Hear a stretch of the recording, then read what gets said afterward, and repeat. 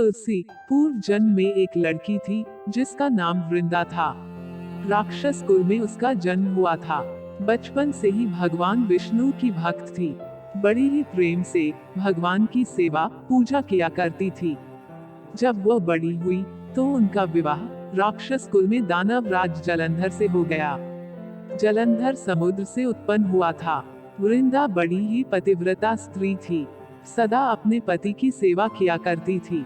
एक बार देवताओं और दानवों में युद्ध हुआ।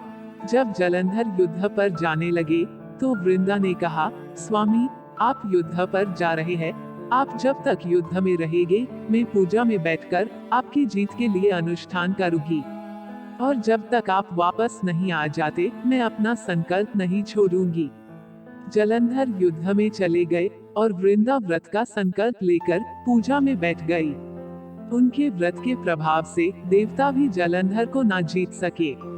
सारे देवता जब हारने लगे तो विष्णु जी के पास गए। सबने भगवान से प्रार्थना की तो भगवान कहने लगे कि वृंदा मेरी परम भक्त है, मैं उसके साथ छल नहीं कर सकता। फिर देवता बोले, भगवान, दूसरा कोई उपाय भी तो नहीं है, अब आप ही हमारी मदद कर सकते हैं। भगवान ने जलंधर का ही रूप रखा और वृंदा के महल में पहुंच गए। जैसे ही वृंदा ने अपने पति को देखा, वे तुरंत पूजा में से उठ गई और उनके चरणों को छू लिए। जैसे ही उनका संकल्प टूटा, युद्ध में देवताओं ने जलंधर को मार दिया और उसका सिर काटकर अलग कर दिया। उनका सिर वृंदा के महल में गिरा।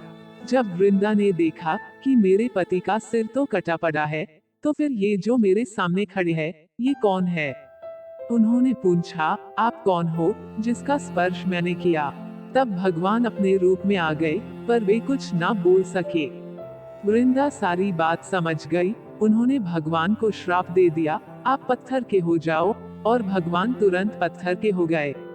सभी देवता हाहाकार करने लगे, लक्ष्मी जी रोने लगे और प्रार्थना करने लगे।